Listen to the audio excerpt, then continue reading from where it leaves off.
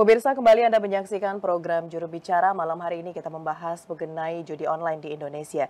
Masih bersama dengan Dirjen IKP Kementerian Kominfo Bapak Usman Kansong. Pak Dirjen, kalau kita lihat saat ini banyak orang-orang yang masuk ke dalam praktik judi online ini, beberapa di antara mereka ini masih kurang informasi.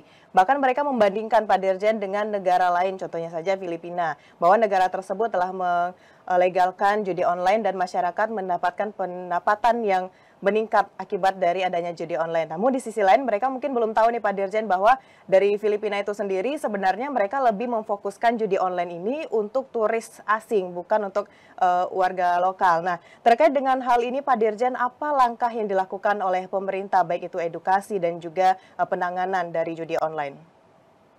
Iya, jadi memang beberapa negara atau banyak negara yang melegalkan judi ya secara parsial. Ya misalnya tadi yang diizinkan bermain judi online warga negara asing misalnya begitu.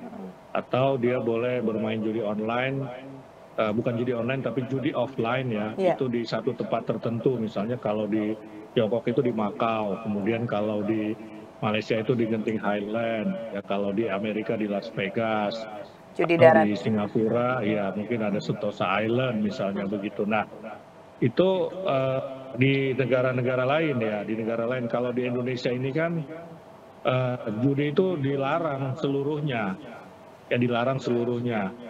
Ya dalam bentuk apapun dilarang, online, offline, dalam permainan atau game, ya bahkan misalnya judi bola itu dilarang semua dan dilarang dimainkan oleh semua usia, ya semua usia. Nah ini juga yang saya kira perlu dipahami oleh negara-negara tetangga kita, terutama yang melegalkan judi online secara parsial, bahwa di Indonesia dilarang. Nah untuk membuat negara lain paham ya, karena kenapa kita harus membuat negara lain paham?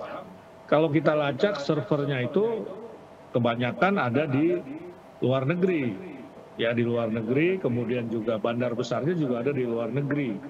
Pusat permainan judi online itu ada di luar negeri, ya misalnya di Filipina, di Kamboja begitu. Nah karena itu kita melibatkan Interpol juga, ya Polri akan melibatkan Interpol, ya untuk ya bagaimana menangani judi online ini di negara tersebut begitu ya, walaupun di negara tersebut legal. Nah ini tentu harus ada pembicaraan.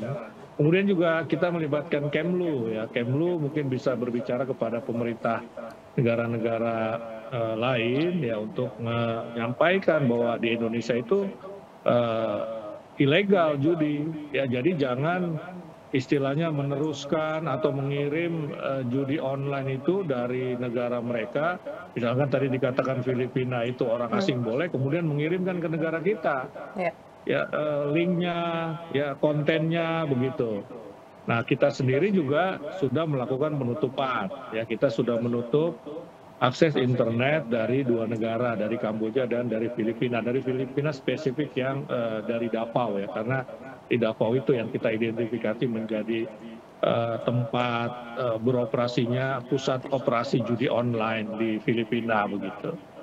Baik, tentu ini kembali lagi pada masyarakat benar-benar harus bisa mendapatkan edukasi terkait sebenarnya bagaimana judi online itu dan ketentuannya di Indonesia. Indonesia tidak bisa disamakan dengan negara lain begitu Pak Dirjen. Salah satunya kita menganut benar-benar agama begitu, tidak menerima jenis judi apapun, baik itu darat dan juga judi darat ataupun judi online. Baik Pak Dirjen, kita akan jeda pariwara sejenak. Setelah ini kita akan bahas kembali terkait dengan bersama melawan judi online. Pemirsa jangan kemana-mana, tetap di program Juru Bicara.